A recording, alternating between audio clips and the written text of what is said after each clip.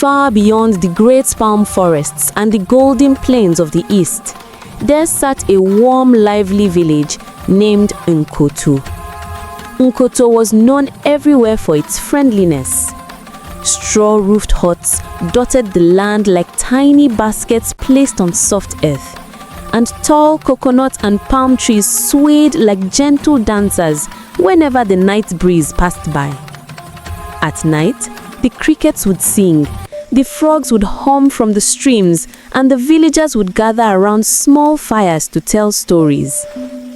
When the storytelling was done, the mothers would tuck their children into soft mats woven from elephant grass, humming lullabies passed down through generations. Soon, the entire village would drift into peaceful dreams. Every child slept soundly, except for Kofi. Kofi was an 8-year-old boy, overflowing with curiosity. His eyes sparkled like tiny stars. His laughter was loud enough to chase shadows away. And his mind, it never stopped wandering. While the other children of Nkoto fell asleep as soon as the bedtime stories ended, Kofi would still be awake, lying on his mat, staring at the ceiling or the sky. Almost every night, he slipped outside quietly so he could look up at the heavens. The sky felt like a friend to him. It wasn't just the stars. It wasn't even the soft wind. It was the moon. The moon always seemed to be watching him, gentle, calm, patient. One night, after tossing and turning endlessly, Kofi whispered into the darkness, "Moon, why are you always awake like me?" His voice was tiny, almost swallowed by the rustling leaves. And then, a soft, warm voice floated down from the sky.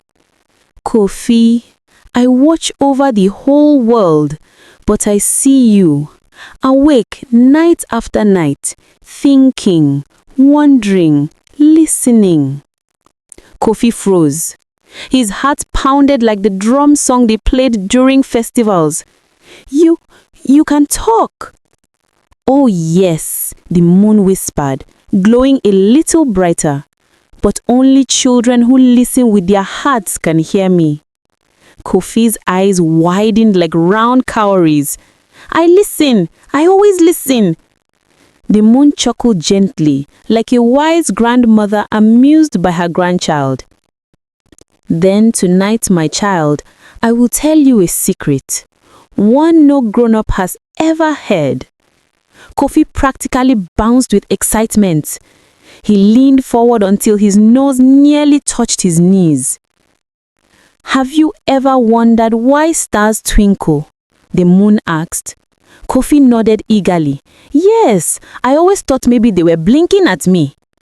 The moon's laughter rolled across the sky like a warm wave. "Stars twinkle because they are children, star children."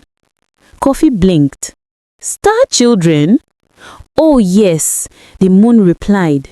"The stars are young spirits learning how to shine. Each night they practice glowing. Some shine brightly, some flicker, some giggle so hard that their light shakes like water." Kofi laughed. "Stars can giggle?" "Oh yes," the moon replied. "If you listen carefully, you can hear their tiny laughter." Kofi closed his eyes, and for the first time ever, he thought he heard a soft, tinkling giggle from above. He felt warm, safe, sleepy. "Kofi," the moon said gently, "rest now. Tomorrow night we will talk again." Kofi curled on his mat smiling, and he fell asleep faster than he ever had. The next evening, as soon as the village grew quiet, he rushed outside to greet the moon. But something was wrong. The sky was dark, completely dark. No stars, no twinkling, just a silent moon.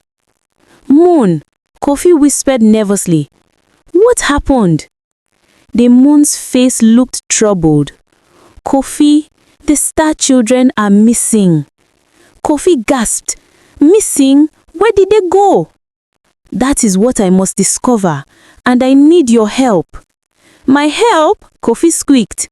Yes, only children with pure hearts can hear the calls of the star children. Listen to the night breeze. It carries their voices. Kofi closed his eyes, trying to quiet his racing thoughts. The wind brushed past him like soft fingers. He listened. At first, nothing. Then he heard it. Tiny whimpers, like little bells shivering in fear. They are crying, he whispered, from the forest. Yes, the moon said. Follow their cries. I will light your path. Kofi grabbed his small lantern, lit it, and tiptoed past the sleeping huts of Nkoto village. The moon shifted slightly, shining down like a guiding lamp. The forest at night was alive. Owls hooted softly from the iroko trees. Fireflies drifted in glowing groups like floating beads. The wind whispered secrets in the leaves. Kofi raised his lantern. Star children, he called quietly. A soft chime answered him.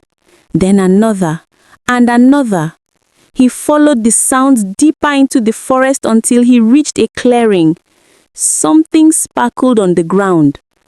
Kofi bent down and touched it. Stardust. Warm, golden, glowing faintly. They were here, he murmured. Suddenly, a low growl rumbled behind him. Kofi turned slowly. Two bright red eyes stared at him from the shadows. A tall creature stepped forward with his body made of shadow and smoke, its claws long and sharp, its breath cold as harmattan wind. Kofi knew immediately who it was. The Sky Hunter, a creature from Nkoto's ancient stories, a spirit that fed on starlight. You little boy, it hissed. Why do you follow my trail? Kofi trembled. I want the star children back. The Sky Hunter's hollow grin stretched across its face. They belong to me now. Their light, it feeds me. No, Kofi shouted bravely. They belong to the sky. The creature lunged, but a powerful beam of moonlight blasted down like a shield. Kofi, run! The moon thundered. Kofi sprinted through the trees, heart racing, lantern clutched tightly. Branches brushed his arms. Roots threatened to trip him. The Sky Hunter roared behind him, shaking the forest. But Kofi didn't stop. The star children's tiny cries guided him deeper until he reached a narrow cave glowing faintly with gold. He stepped inside. Dozens of little star children shimmered inside crystal cages, their little lights flickering in fear. Kofi, they chirped, help us. He pushed. He pulled. He tugged. Nothing worked. Then he remembered the moon's words. Stars respond to pure-hearted light. Kofi lifted his lantern. I'll share my light with you, he whispered. The lantern glowed brighter, brighter, bright enough to fill the whole cave with warm golden light.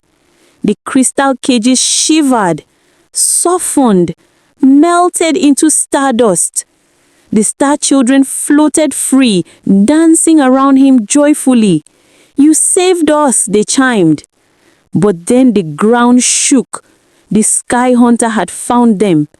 A roar tore through the cave. You cannot take what is mine. Follow me, Kofi shouted. He dashed out of the cave with the star children zipping behind him like tiny comets. The forest trembled as the Sky Hunter chased them, its claws scraping tree trunks, its voice echoing. Bring back my light. Kofi's legs burned. His heart thumped fiercely. Kofi, the moon called from above. The hill, run to the hill. Kofi burst from the trees onto a grassy hilltop bathed in moonlight. "Raise your lantern," the moon whispered gently.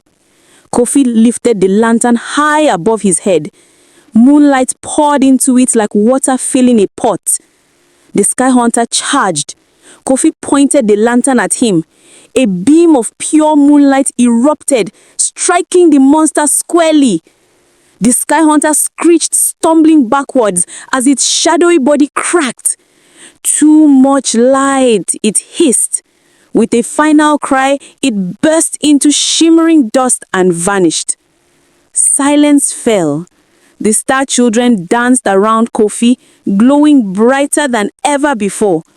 The moon lowered itself a little. "Kofi," it said warmly, "you have the bravest heart I have ever seen." The star children floated upward gradually. The star children floated upward gently. "It is time to return home," the moon said. Kofi watched as one by one they rose into the sky, glowing like sparks rising from a fire. They drifted to their places. Little twinkles returned, bright, playful, alive. The sky shimmered again. "Kofi," the moon whispered, "you restored the night." Kofi sat in the grass, breathing deeply.